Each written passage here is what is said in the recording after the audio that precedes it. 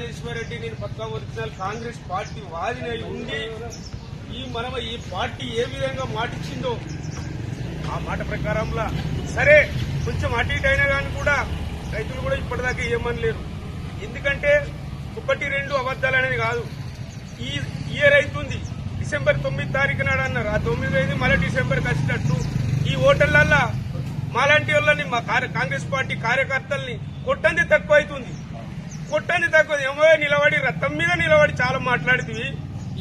నీ రైతు బంధు ఏది, నీ రుణమాపేది, పేదవాళ్ళకి ఇచ్చేది ఏదైతే ఉపాధి పనికి పేదవాళ్ళు పోయేవాళ్ళు వాళ్ళకు 12,000 రూపాయలు అనేది ఎవరెవరు అనేది డిక్లరేషన్ కూడా లేదు. మీ మంచి చేసినా చెప్తే ఈ చీసుడు చెడువి కూడా నేను కాంగ్రెస్ పార్టీ అని కాదంటలేను. కానీ ఎందుకంటే ఓటర్లల్లా రోడ్డు పోన పోతే దయచేసి మాకు వశపడతలేదు, తిట్లు అవుడవుతుంది, ఇసుంటి అబద్దాలు అద్దు. కాకపోతే ఇంకా 2-3 నెలల దాకా మొత్తం డబ్బులు ఇచ్చిన కాదానండి, ఏదన్నా అవుతారు. కానీ కాకపోతే రేపచ్చే ఎల్లుండొచ్చే రాత్రి 12 గంటలు దాటిందంటే టన్ మనే టిన్ మనే ఇసుంటి కాదండి. రేవంత్ రెడ్డి గారు 2-3 నెలలు కాదంటే కూడా ఆగుంటారు కదా.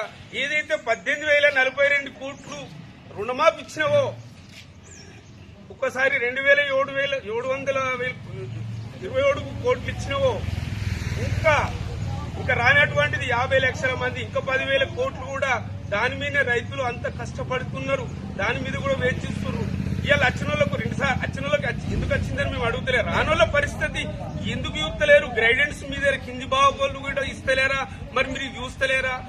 మీడియా మిత్రులు కూడా ఎన్ని కవర్లు చేస్తున్నారు, ఎంత చూస్తున్నారు, మీకు అన్ని తెలిసి ఉండి కూడా ఇటువంటి అబద్దాలు అనేది దయచేసి అద్దు. ఇంకా ఏదున్నా కానీ రేవంత్ రెడ్డి గారి దగ్గరికి కూడా మంత్రులు కానివ్వండి, ఎమ్మెల్యేలు కానివ్వండి, ఎమ్మెల్సీలు కానివ్వండి, కొంచెం రేవంత్ రెడ్డి దృష్టికి తీసుకుపోయి దయచేసి తక్షణమే ఇంకా కాదంటే 500-600 ఎకరాలు కాదు 1000 ఎకరాలు హైదరాబాద్ అమ్మేదాకా పూరత్తు. కానీ రైతుల పక్షాన మాత్రం అమ్ముతావా, అప్పు ఎత్తావా, ఎట్లా ఎత్తావా కానీ కొంచెం రైతుల పక్షాన మాత్రం దయచేసి వచ్చేటట్టు చూడవలసిగా మనం చేస్తున్నాం. జై తెలంగాణ.